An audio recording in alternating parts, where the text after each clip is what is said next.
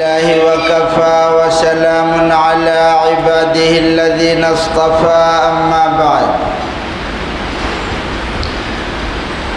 أعوذ بالله من الشيطان الرجيم بسم الله الرحمن الرحيم يا أيها الذين آمنوا اجتنبوا كثيرا من الظن إن بعض الظن إثم ولا تجسسوا ولا يغتب بعضكم بعضا أيحب أحدكم أن يأكل لحم أخيه ميتا فكرهتموه واتقوا الله إن الله تواب رحيم صدق الله العظيم جسم فانی کو سجانے کی ضرورت کیا ہے؟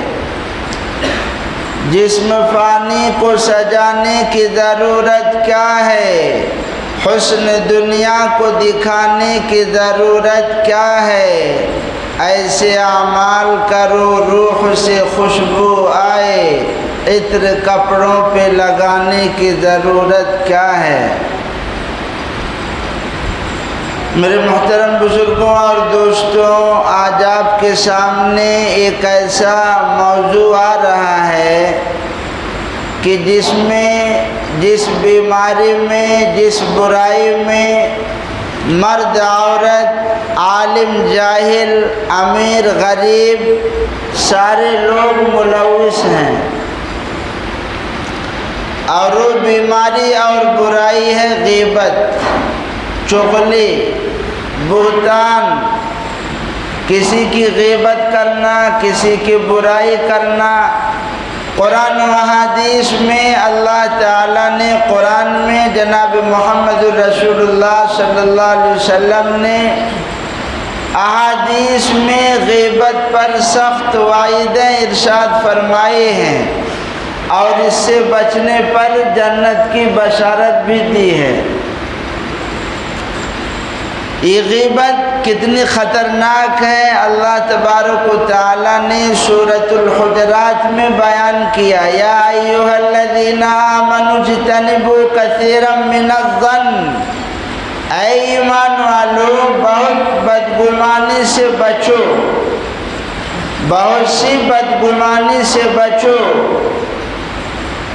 ان بعض الظن اسم، گمان جو ہے برے گمان سے بچو۔ گمان کئی قسم کا ہوتا ہے، اللہ تعالیٰ کے تعلق سے آدمی گمان کرے تو جیسا اللہ تعالیٰ کے ساتھ گمان کرے گا ویسا ہی اس کے ساتھ سلوک بھی ہوگا۔ اللہ جناب رسول اللہ صلی اللہ علیہ وسلم نے ارشاد فرمایا، اللہ تعالیٰ فرماتے انا عند ظن عبدی، میں اپنے بندے کے گمان کے ساتھ ہوں۔ بعض لوگوں کی عادت ہوتی ہے، ارے آج تک اللہ تعالیٰ میرے ساتھ کیا کیے ہیں جو آپ کریں گے، زندگی بھر روتے رہتے ہیں، کیا دیں گے اللہ تعالیٰ؟ مصیبت میں آدمی پریشان ہو کر کے جھیل رہا اس طرح بول دیتا ہے، تو وہ ایسا نہیں ہے کہ اس کے بولنے سے بیماری ٹل جائے گی۔ اللہ کے متعلق جیسا وہ گمان رکھے گا اور پھنسے گا وہ بیماری میں۔ اور اگر آدمی اچھی انشاءاللہ مجھے کچھ نہیں ہوگا، اللہ مجھے دولت سے بھی نوازیں گے، علم سے بھی نوازیں گے، جتنا بڑا اپنا دل رکھو گے اللہ کے تعلق سے کشادہ رکھو گے ویسے ہی اللہ تعالیٰ نعمتیں بھی دیں گے۔ اللہ تعالیٰ نے فرمایا، یا ایھا الذین آمنوا اجتنبوا کثیرا من الظن ان بعض الظن اسم، بعض گمان جو ہے گناہ ہے، بدگمانی جو ہے گناہ ہے۔ ولا تجسسوا، کسی کے ٹوہ میں نہ پڑو، کسی کے راز کو تلاش کرنے کے چکر میں مت رہو، فلاں کے عیب کو ٹٹولنے میں مت لگے رہو۔ آگے فرمایا، ولا یغتب بعضکم بعضا، تم میں سے کوئی کسی کی غیبت نہ کرے۔ لیکن یہ سمجھنا ہے غیبت ہے کیا، چغلی ہے کیا؟ پہلے تو یہ سمجھ لو غیبت ہے کیا، چغلی کیا ہے۔ جناب رسول اللہ صلی اللہ علیہ وسلم نے ارشاد فرمایا ذکرک اخاک بما یکرہ، اپنے بھائی کے بارے میں ایسا تذکرہ کرنا کہ اگر وہ سن لے گا تو اس کو ناگوار ہوگی۔ پیٹھ پیچھے اپنے بھائی کے بارے میں کوئی بھی مسلمان، اپنا سگا نہیں، کوئی بھی مسلمان ایسا تذکرہ کرنا کہ اگر وہ سن لے گا تو اس کو تکلیف ہوگی، ناگواری ہوگی، یہ ہے غیبت۔ تو صحابہ نے سوال کیا یا رسول اللہ، جس کے بارے میں ہم برائی کا تذکرہ کر رہے ہیں وہ بیماری اور برائی اس کے اندر ہے تو کیا پھر بھی غیبت ہوگی؟ تو جناب رسول اللہ صلی اللہ علیہ وسلم نے ارشاد فرمایا یہی تو غیبت ہے، اس کے اندر وہ برائی ہے اور تم اس کی برائی کسی کے سامنے کر رہے ہو، یہی تو غیبت ہے۔ اگر اس کے اندر وہ برائی نہیں ہے اور پھر بھی کسی کے سامنے اس کی برائی بیان کر رہے ہو تو یہ غیبت نہیں، یہ بہتان ہے۔ یہ کیا ہے؟ یہ تعریف کس نے کی ہے؟ جناب رسول اللہ صلی اللہ علیہ وسلم نے۔ غیبت اور بہتان، ایک ہوتا ہے چغلی، چغلی کسے کہتے ہیں؟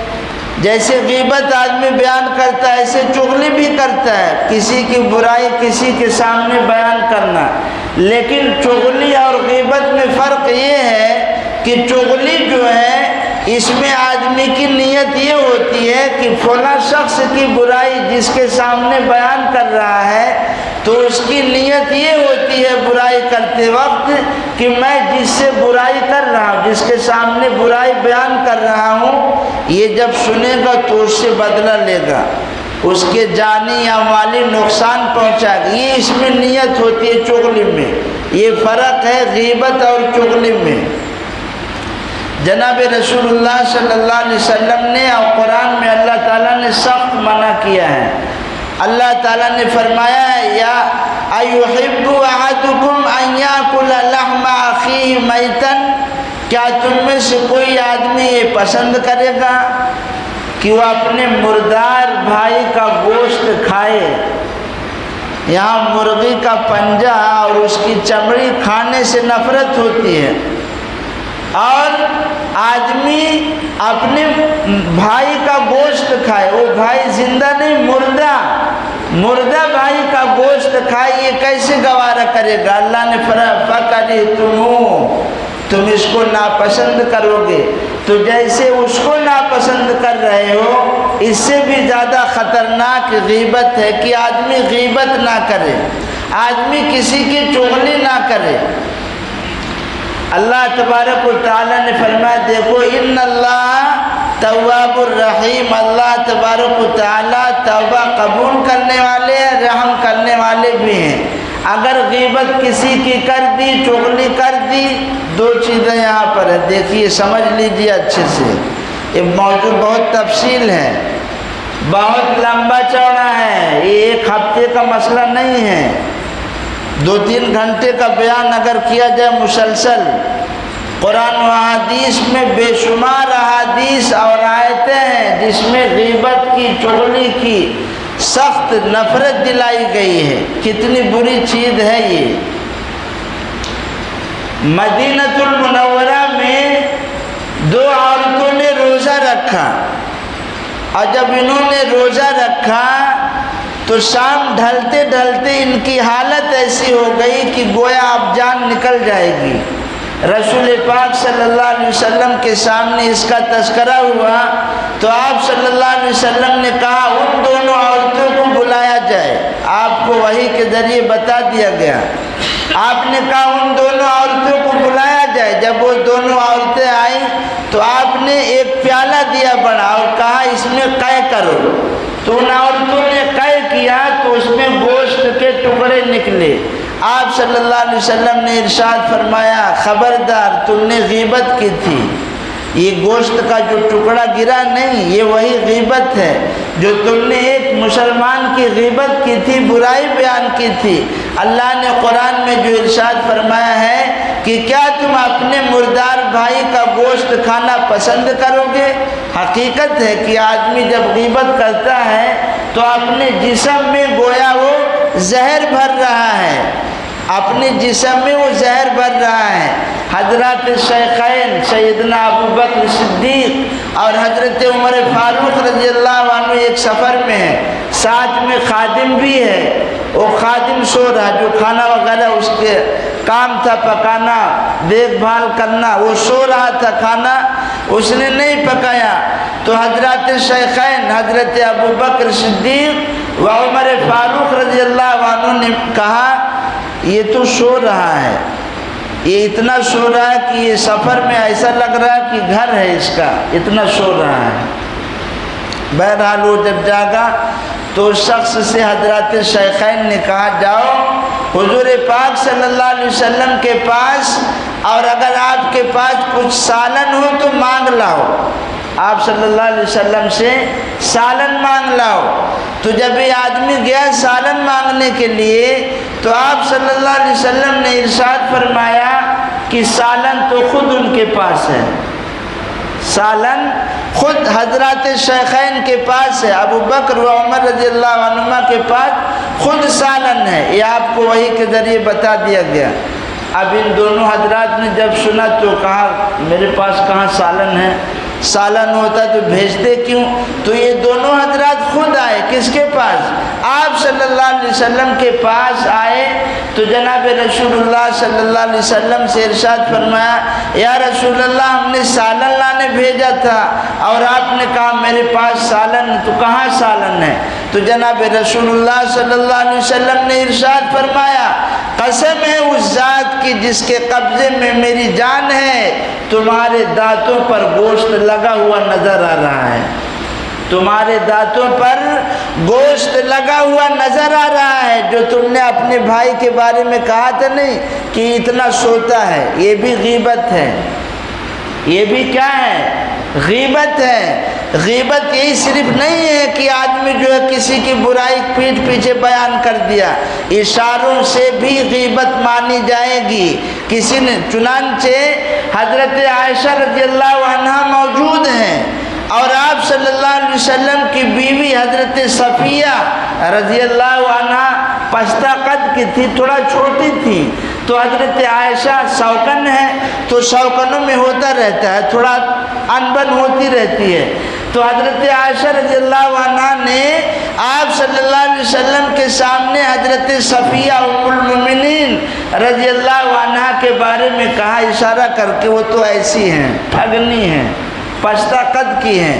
تو جناب رسول اللہ صلی اللہ علیہ وسلم نے ارشاد فرمایا عائشہ تم نے ایسی بات کہی ہے کہ اگر اس کو سارے سمندر میں ڈال دیا جائے تو سارے سمندر کا پانی بدبودار اور زہر ہو جائے۔ یہ صرف کہا تھا پستہ قد ہے، بس کتنا زہر ہے اس کا، کس کا؟ غیبت کا اور چغلی کا۔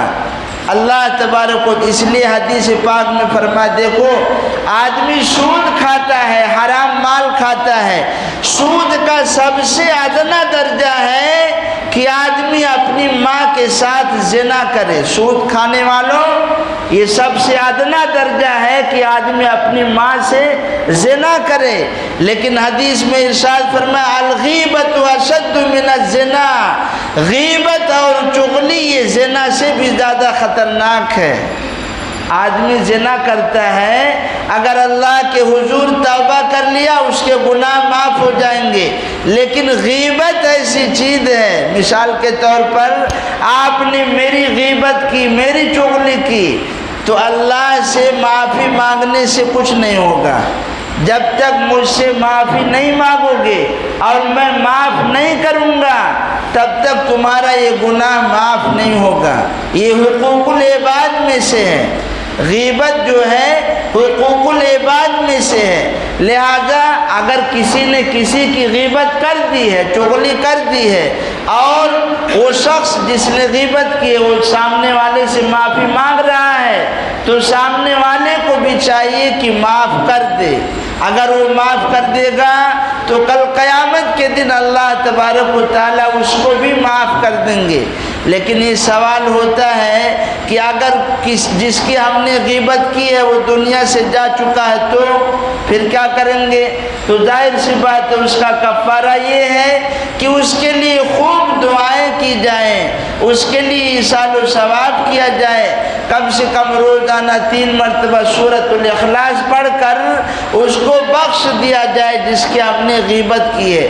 یہ اتنی خطرناک ہے، فرمایا الغیبت اشد من الزنا، غیبت جو ہے چغلی یہ زنا سے بھی زیادہ خطرناک ہے۔ لیکن بعض مواقع ایسے ہوتے ہیں کہ آدمی کو چغلی کرنا پڑتا ہے، آدمی کو چغلی کرنا پڑتا ہے۔ یہ میں اس کی تفصیل میں جاؤں گا تو بڑا لمبا ہو جائے گا، سیدھا سیدھا بتاتا ہوں، آپ اپنا دماغ لگاؤ، دیکھتا ہوں کتنا دماغ لگاتے ہو۔ حضرت عائشہ رضی اللہ عنہ موجود ہیں، ایک آدمی وہاں سے گزر رہا ہے، وہ آپ صلی اللہ علیہ وسلم کے پاس آنا چاہتا ہے، تو آپ صلی اللہ علیہ وسلم نے جب اس کو دیکھا تو آپ صلی اللہ علیہ وسلم نے ارشاد فرمایا یہ بڑا ویسا آدمی ہے، اچھا آدمی نہیں ہے، یہ سامنے جو آدمی آ رہا ہے یہ اچھا آدمی نہیں ہے۔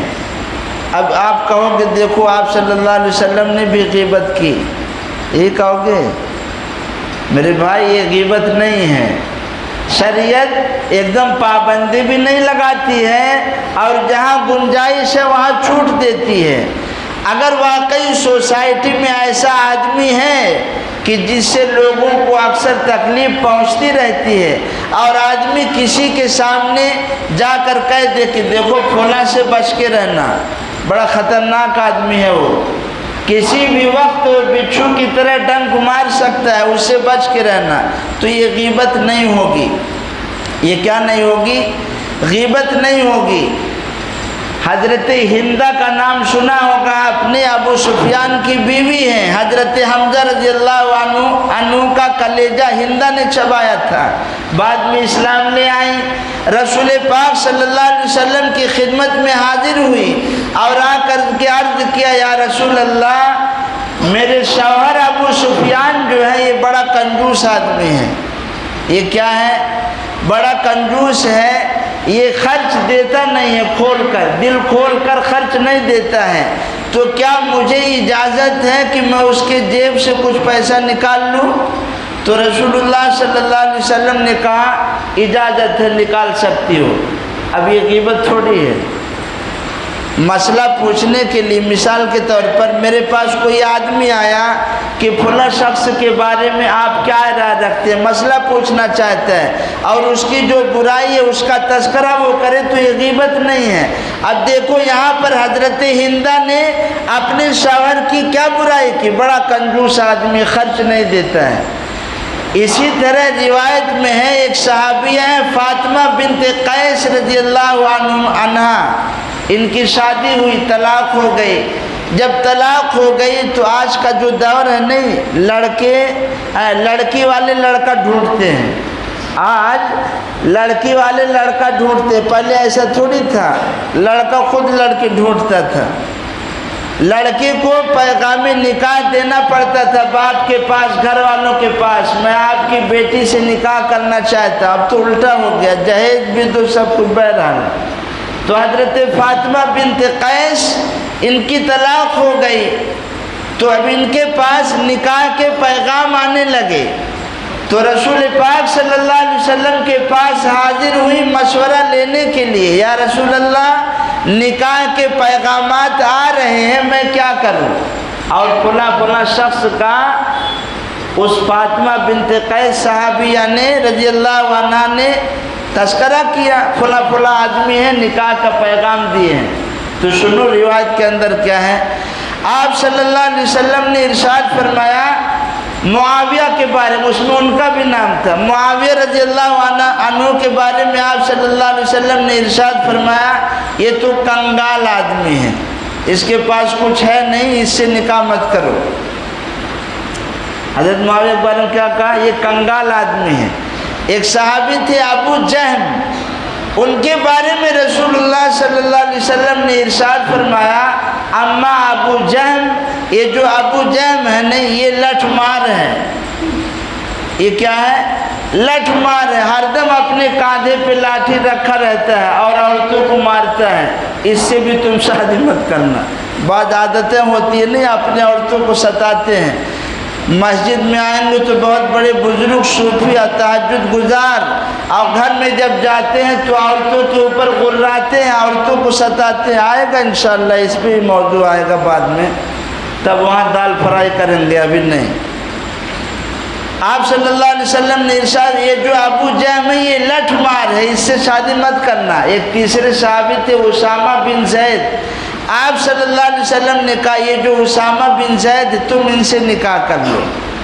حضرت فاطمہ بنت قیس رضی اللہ عنہ فرماتی ہیں کہ میری طبیعت نہیں چاہ رہی تھی ان سے شادی کرنے، اس لیے کہ سانولے تھے تھوڑا، لیکن میں نے آپ صلی اللہ علیہ وسلم کے مشورے پر عمل کرتے ہوئے اسامہ بن زید سے نکاح کر لیا۔ فرماتی ہیں اتنی خوشحال زندگی اللہ نے بسر کرائی، بچے بھی ہوئے اور خوشحال زندگی ہم لوگوں نے بسر کی۔ یہ رسول پاک صلی اللہ علیہ وسلم کے مشورے پر عمل کیا۔ لیکن ابھی اس روایت میں آپ سوچیں گے تو غیبت ہے کہ نہیں ہے، لیکن اجازت ہے اس کی۔ مثال کے طور پر میری بیٹی ہے، میں رشتہ تلاش کر رہا ہوں، آپ کے پاس آیا، لیکن آپ نے کہا وہ لڑکا ہے تو ایک، لیکن وہ جوا بھی کھیلتا ہے، بہت بدماش لڑکا، اس کی برائی کا تذکرہ آپ نے میرے سامنے کیا، یہ غیبت نہیں ہے۔ یہ کیا ہے؟ یہ غیبت نہیں ہے۔ بعض مواقع ایسے ہیں، آپ تھوڑی سب آپ کے سامنے رکھ دوں گا، پتہ چلا گنجائش نکال کے غیبت کرو گے، وہ تو علم حاصل کرنا پڑتا ہے نا بھائی، ساری چیز تھوڑی دوں گا یہاں۔ بہرحال جہاں ضرورت ہے پوچھ لیا جائے، علماء سے، مفتیان کرام سے اجازت دیں گے۔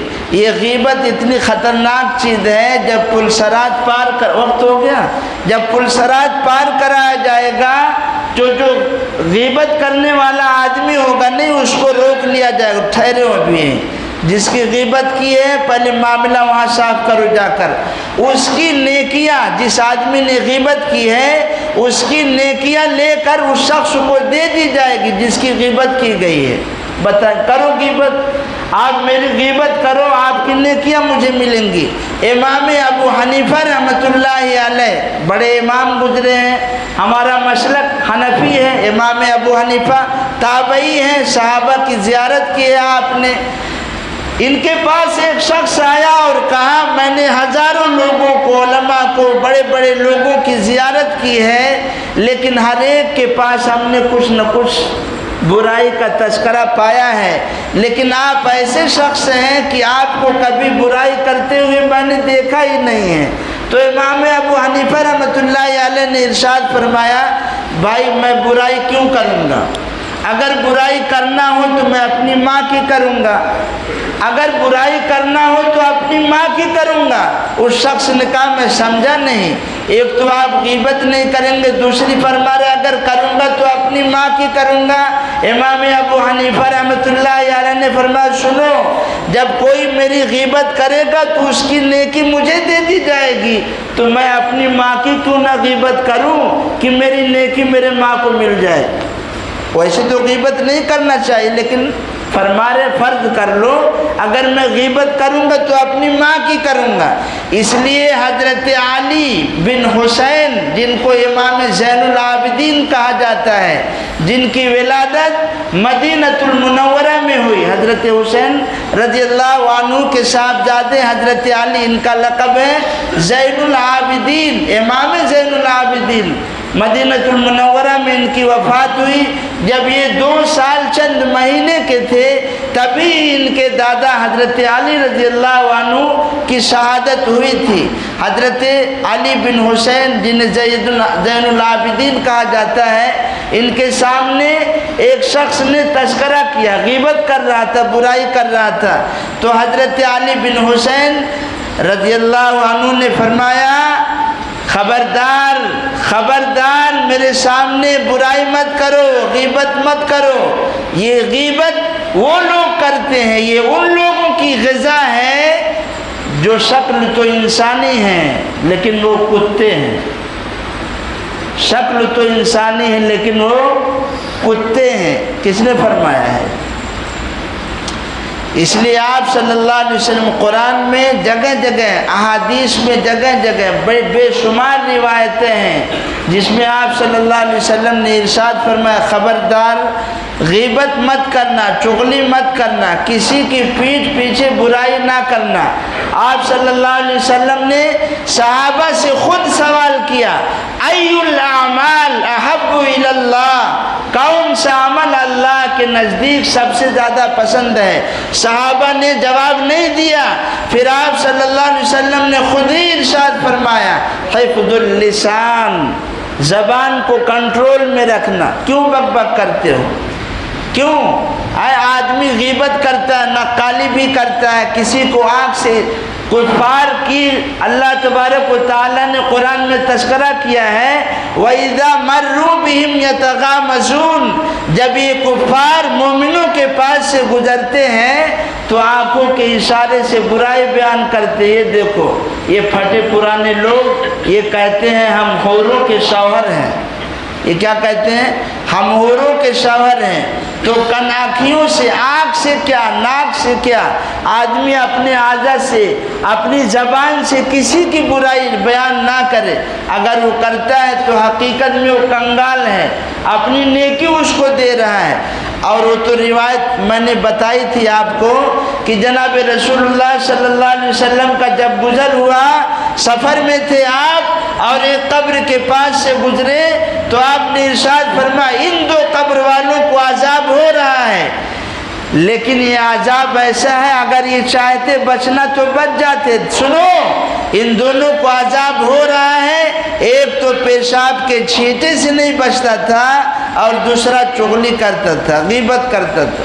سنے ہو کہ نہیں روایت؟ قبر کا تذکرہ اس میں بتایا تھا نا، تو اب بتائیے وقت بھی ہو گیا ہے، اللہ تعالیٰ سے بس توبہ کر لیجئے کہ اللہ تعالیٰ آج سے توبہ کرتے ہیں۔ کسی کی غیبت بولو ہی نہ بھائی، کیوں بول رہے؟ چپ چاپ ہنسی مذاق کرنا اپنی بیوی سے کرو، دوستوں سے کرو، وہ بھی حد میں رہ کر کے۔ ان کی سے کیا ملتا ہے؟ کچھ ملے گا آپ کو؟ فلاں کی برائی میں بھی معافی مانگ رہا ہوں، اگر کسی کے متعلق میری زبان سے کبھی کچھ نکل گیا ہو اللہ کے لیے مجھے معاف کر دیجئے، اور میری جس نے غیبت کی ہے